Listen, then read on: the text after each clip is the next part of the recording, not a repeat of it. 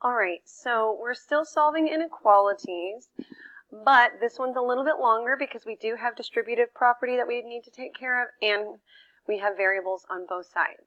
So as always, we start with parentheses with distribution. Negative 3 times x is negative 3x. Negative 3 times negative 7 is positive 21. Very important that we remember a negative times a negative is a positive.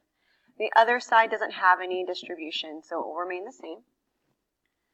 From here, we have variables on both sides.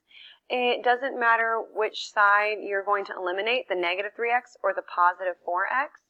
Usually, I want to keep my x on the left side because that's how it's seen on the star test.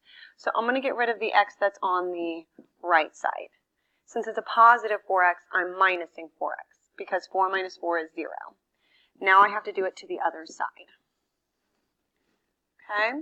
So negative 3 minus 4 gives us a negative 7x. Bring down the 21 is greater than, and don't forget guys, there's a negative in front of that 14. Okay, so now we're still adding and subtracting because we are trying to get this x here alone. We have a plus 21 with it that we need to eliminate by minusing 21. Okay, so we've got negative 7x. 21 minus 21 is 0, is greater than negative 35. And now we're at the last step. This is multiplication, so we will need to divide both sides by the number in front of the x, which would be negative 7.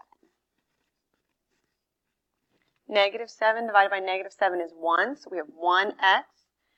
Negative 35 divided by negative 7 is a positive 5. A negative divided by negative is a positive.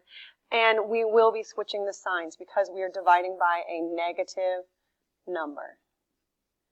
When you divide both sides by a negative number, in this case negative 7, the symbol greater than will flip and become less than.